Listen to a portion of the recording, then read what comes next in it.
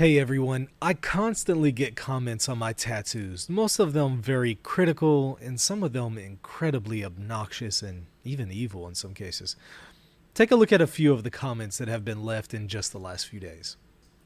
When I saw your tattoos, I said thank you, no thank you, after 2 seconds. Another commenter says, "Oh, I notice you have tattoos, sir, and you are accusing the Pope Francis as a Freemason? Who am I to believe what you are saying?" Another one says, "If someone is murdered and then the truth is exposed, why do you malign them? I won't be deceived by you. And don't you know that in the Bible it says that you shouldn't get tattoos, that they are an entrance point for evil spirits?"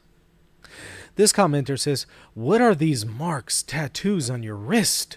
I wondered." This commenter said, "Are those devil horn tattoos on your wrists?" This commenter says, "Seems like the tattoos which are surreptitiously sneaking out of the speaker's sleeves are shaping the content of his story."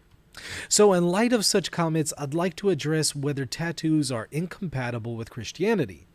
In order to do so, I'm going to give you 5 things to know about Christianity and tattoos.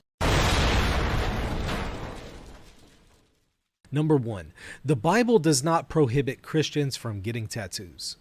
The book of Leviticus chapter 19 verse 28 says, "You shall not make gashes in your flesh for the dead, or incise any marks on yourselves." You'll notice this does not specifically refer to tattoos, but making gashes and cuts on one's body. The historical context is the pagan nations around the Israelites scarred and cut themselves as a form of devotion to their pagan gods. To warn the Israelites against such devotional practices to these gods, God imposed this law. In other words, the intention was not to warn against cutting oneself per se, or even less to warn about tattoos, but to warn the Israelites not to take up this practice in order to venerate pagan gods. It was also intended as a way to make the people of Israel distinct from the nations surrounding them. This is why God imposed all sorts of peculiar laws among the Israelites, which can be found in the book of Leviticus. At this point, we should also briefly examine the difference between different kinds of laws in the Old Testament. Many of the laws in the Old Testament can be broken into different categories, including the ceremonial law and the moral law. The ceremonial law pertained to how God was to be worshipped in the Old Covenant, which no longer applies with the institution of the New Covenant by Jesus. The moral law, however, is preserved in the New Covenant and is still binding on Christians. These are laws like "thou shalt not murder" or "thou shalt not steal," which all apply regardless of the covenant one is in. But which category does the prohibition of cutting oneself or scarring oneself fall into? It falls into the ceremonial law, which is no longer binding on Christians. This is why we don't practice other things in the book of Leviticus, such as Leviticus 19:19, that says, "Do not wear clothing woven of 2 kinds of material."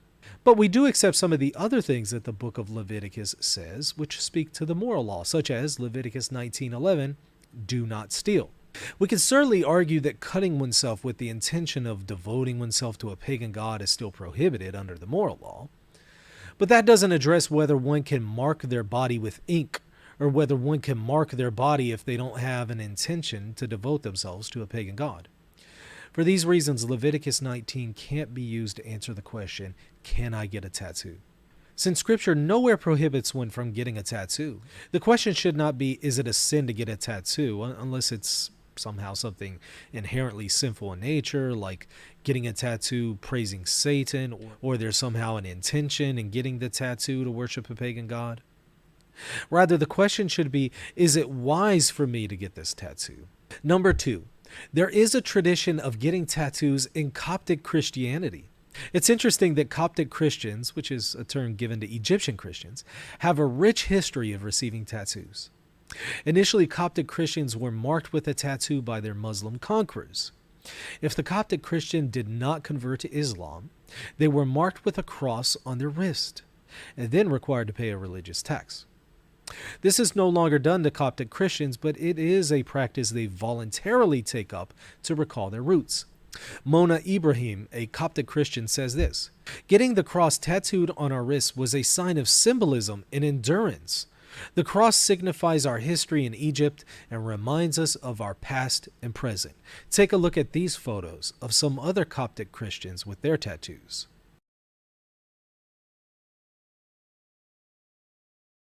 And this one is a Coptic monk with tattoos. Number 3. Getting a tattoo does not necessarily lead to demonic possession. As we have seen, Scripture does not prohibit one from getting a tattoo.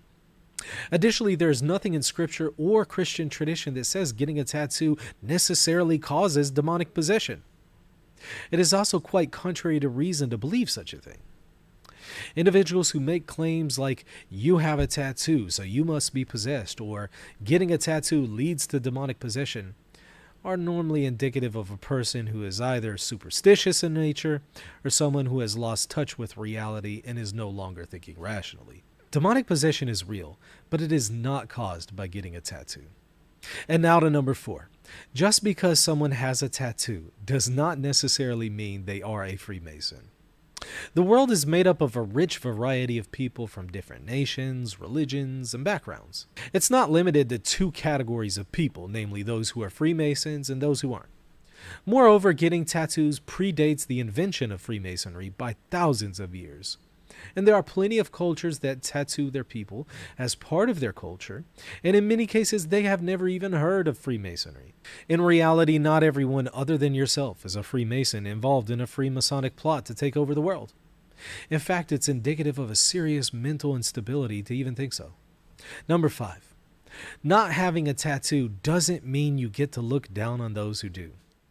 Even if it were inherently wrong to get a tattoo, which we've seen is not the case. It is wrong to look down on those who do have tattoos because they very well could have repented of their decision. Are people with tattoos beyond God's grace? Additionally, it's quite pharisaical to look down on others for something that isn't even a sin while ignoring your own sins. In fact, to do so, ironically, is itself a sin. Jesus says to take the plank out of your own eye before you try to remove the speck from your brother's eye. Rather than look down on others for something that isn't even inherently sinful, think about your own sins, including the one of falsely judging others. And before we go, one last thing to note. I've often seen people make comments like, "What are those ugly tattoos on you?" I'd ask one to refrain from making such comments because people who make them would certainly not appreciate it if someone asked them similar questions like, "What is that ugly wart on your face? Why are you so repulsive looking? Why is your nose so big? Why does your face look like that? Why is your body shaped that way?" In other words, people who make such comments certainly wouldn't appreciate it if others made similar comments about their own imperfections. In such cases, the golden rule should apply. Do unto others as you would have them do unto you.